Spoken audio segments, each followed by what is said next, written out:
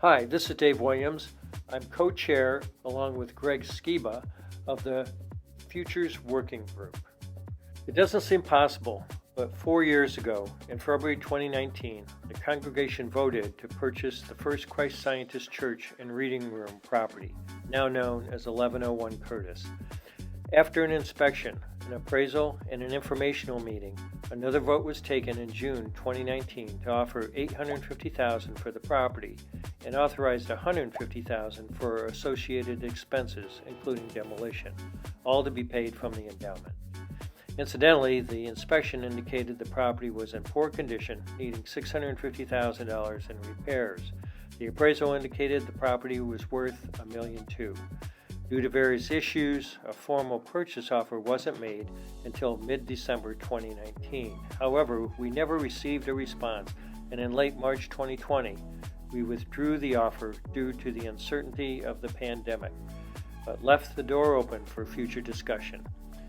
In June 2020, their attorney contacted us and indicated that if we offered $600,000, they were willing to close in July with no conditions. On August 5, 2020, the purchase occurred with minimal expenses involved. Fast forward through one pandemic and 16,000 meals later served by the community kitchen, the former reading room, from November 2020 to November 2022, we are now looking to move forward in determining the best missional use of the property. The congregation, through an all-church survey conducted by consultant Convergence and our Futures Working Group in the fall of 2021, confirmed the congregation's vision had not changed regarding the property, and this was shared at the February 2022 annual meeting.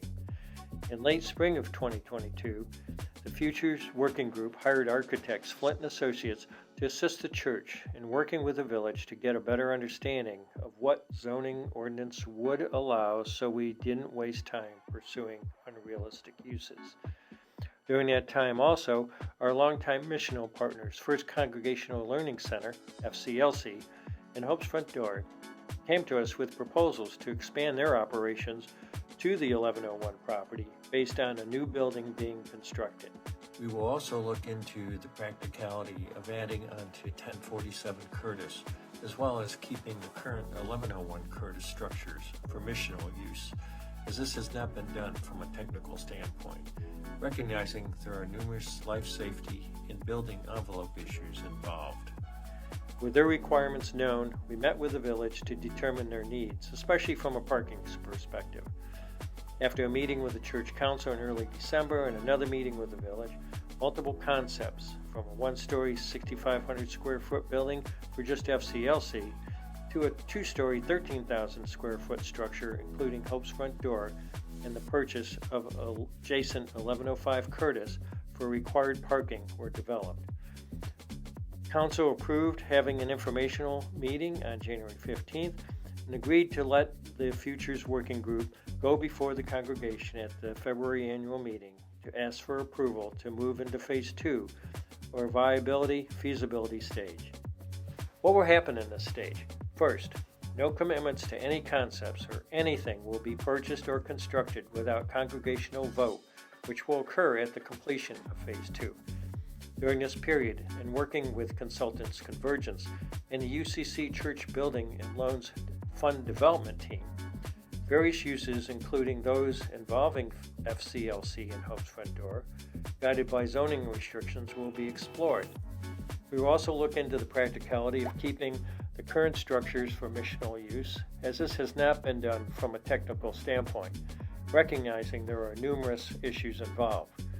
We will also be looking at what are the best uses of the current spaces in the main 1047 building if vacated by FCLC and Hope's Front Door.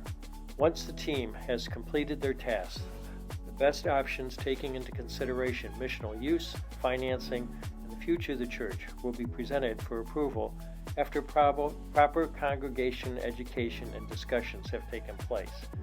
Money will be needed to fund this phase and working with consultants, developers, etc., and we are requesting up to $50,000 of the original $150,000 authorized from the endowment be approved. Please vote yes to approve the Futures Working Group to move to Phase 2. our viability feasibility stage to determine the best uses of the 1101 Curtis property to be voted on by the congregation after all the proper due diligence is completed.